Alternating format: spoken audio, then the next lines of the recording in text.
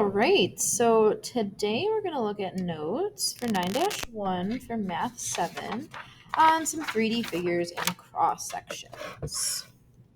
So simple enough, as you know, 3D stands for three-dimensional or three dimensions.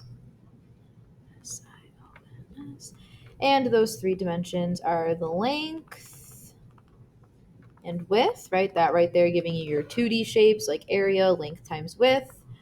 When you add the height is where things turn into 3D objects. And 3D objects are your everyday objects. You know, anything that you would see in a classroom, including a piece of paper. A piece of paper is a 3D object, even though its width is really, really tiny, tiny. It does actually have a small width, so it is considered 3D. The faces of a 3D figure are the flat or curved surfaces. And that's kind of nice and easy to remember because surfaces actually has the word faces in it. And as you can see in our example here, they have the top face of a rectangular prism highlighted.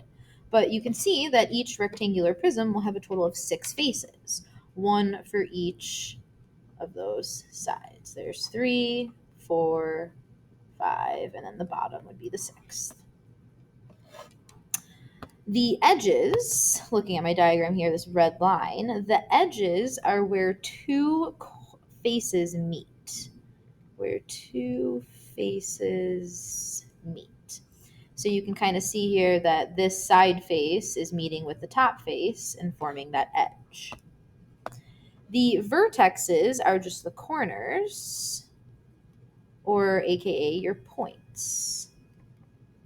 You know, here's 1, 2, 3, 4, 5, 6, 7, 8. Now, out of all these definitions, the base one here on the bottom is probably the most important to understand what the base shape is and what the figure of the base is. And the base of a 3D object, is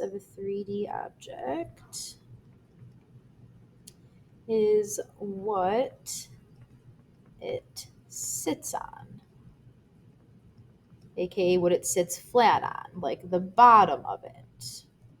And that will change depending on the type of 3D shape that we're looking at. Some have different bases.